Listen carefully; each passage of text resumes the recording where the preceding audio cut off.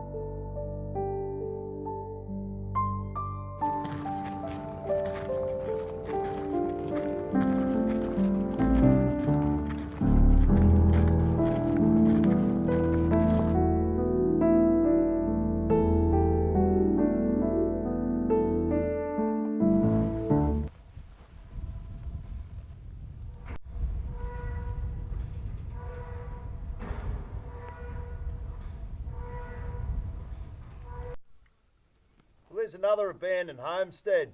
This is Dooley Downs.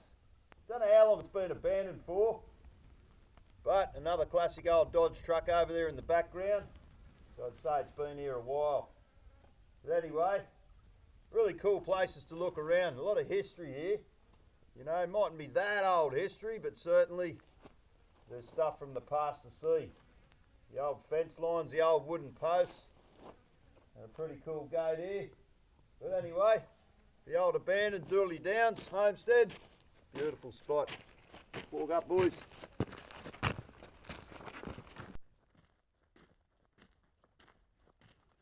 Yeah, have a chew, big fella. Another old classic beast. Relics of the day. Pretty cool old truck. Don't know if I want to be driving it today with these fuel prices, but anyway.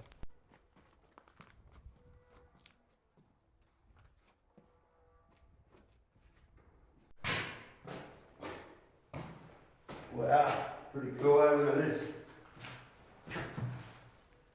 Classic old school fireplace. Would have been pretty cool back in the day.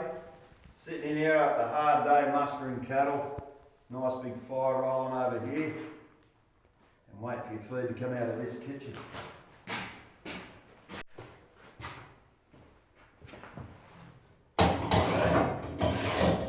Back in the day, the old stove. Putting all your fire in under here or up here, stove top. These little sliders, just for keeping your coals all in place.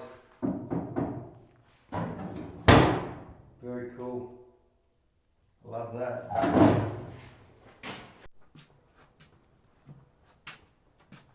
Always worth checking out around these old abandoned homesteads. I mean, you can't just go onto people's properties and suss it out, but this one is coming along the main Pingandy track. But anyway, we'll leave it in its peace. Beautiful spot, Dooley Downs. There's a bit of a harsh reality here. We've got the trough here. Heritage cattle behind us. Now that's a reminder of how hard this country is at the moment. Hasn't been visited by the rains. So once again, the advantage of a camel being a tree eater, and also being able to go a fair distance without food if he has to, which is what the hump is, a fat storage. It'll keep him going if we get into any bad spots. But lucky at the moment, we're still finding trees along the way they can eat. But the old cattle haven't been as lucky. You're not drinking, big fella? No? I've had this before where I've come into troughs, been water, and I've had perished cattle. Had this on the Tanami, doing a crossing once when it was in drought. There was even some that was still half alive, with stillborns hanging out. The camels didn't want to drink.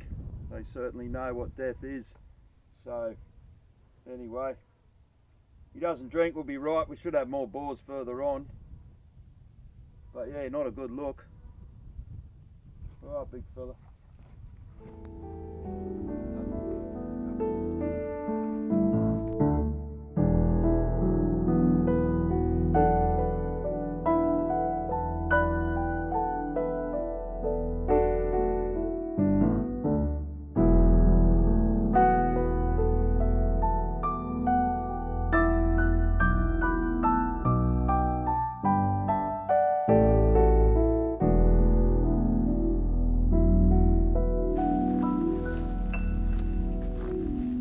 Big fella. Well, this is really hard country here. Last night we walked through till dark because we had to find a place out of the stones. Now even the creeks are full of stones. So when you think you're coming down, you might get a night to camp on the sands. It's all rock again, so we're going to have to keep pushing. We've got to find those spots. They're few and far between out here, but this track, very, very rocky. Camels will do all right with it. They're not massively loaded, so that's one advantage. But we don't want to be pushing them day after day after day on these stones, and eventually it's going to hurt them. So what we're trying to do is find a place we've got a bit of sand. We might do about 3 days, and then we'll pull up and give them a couple of days to have a nice rest. Anyway, rocky country. Righty-o, boys, go and find somewhere. Walk up and Betty.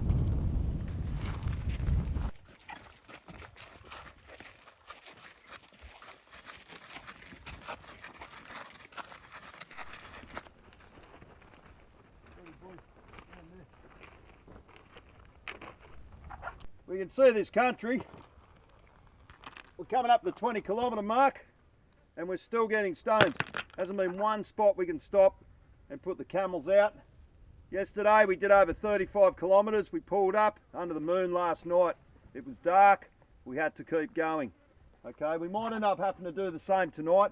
We've got to get through all this and to the other side of that range. We don't know what's on the other side. We're hoping it's a nice flat, what we're looking for. Stand, boys. There's a little bit of sand so these guys can sit down and relax. Okay, when we do find that camp eventually, we'll pull up and give them their time, but we've still got a while to go. All right, boys, we'll get there.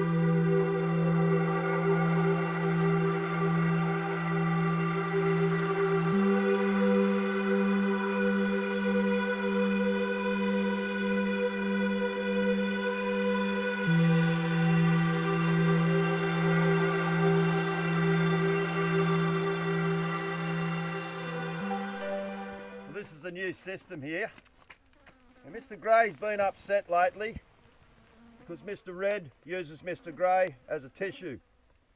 He likes to continuously wipe that nose all over Grey's legs, and Grey's getting a little bit funny over it. So we're swapping these guys around, putting Red on the back. The old fella doesn't mind being used as a camel tissue, and these guys are walking up really well, really well at the moment. So anyway, this system, we tried it yesterday. on the way to camp here. It seemed to work pretty good. Mr. Gray was settling with his anxiety, and with his anxieties also spreads a little bit of anxiety across the team, including him with the Camel driver. So when you get in a situation where things happen, we swap and change things until we find that right balance, and so far this way seems to be working pretty well. Now this fella's got to get used to being put in a string anyway. He's got to get used to towing people. No point in keeping him on the back all the time. So anyway, we'll keep to this system for a little bit and we'll see how they go. We're only 68 kilometres now from the Ashburton River, which is going to be great because that's going to get us off this Stony country. Push there, big fella. He's sort of spinning out still because he's only pretty new to this system too, towing his mate. But he'll get there, eh? Because you're a rock solid boss. So yeah, 68 k's of this track. We'll be out of the stones and onto that beautiful Ashburton River, where word has it, there's a nice water hole. So that's what we're looking forward to. But because it's Stony country, it might be a couple of days yet, maybe even a few days. Anyway, new system, working well. Well, that's it, we've got the string together now. Now you can see this system over here.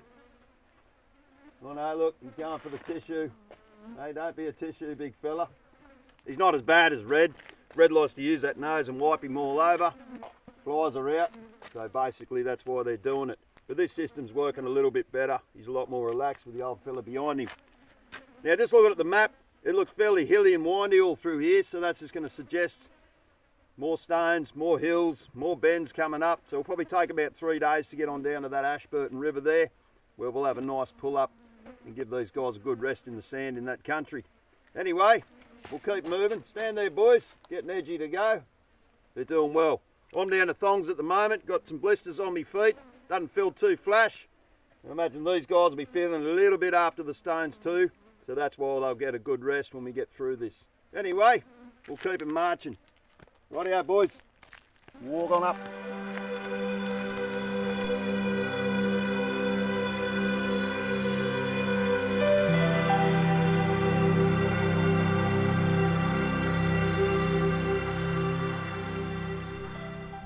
Coming to a new part of the country now. Even though it's still stony out here, you can see the spin effects there in the background. That means we're coming into that Pilbara region. So the different change of country, we're right in the southern part of the Pilbara. Probably about 70 odd k's now from the Ashburton River. Still stony, stand there, big fella. So today we're looking for a short day, give these guys a bit of a break from walking on the rocks, but it's just so continuous. But anyway, we're in the spin effects. South Pilbara country, miles to make, so we'll keep charging.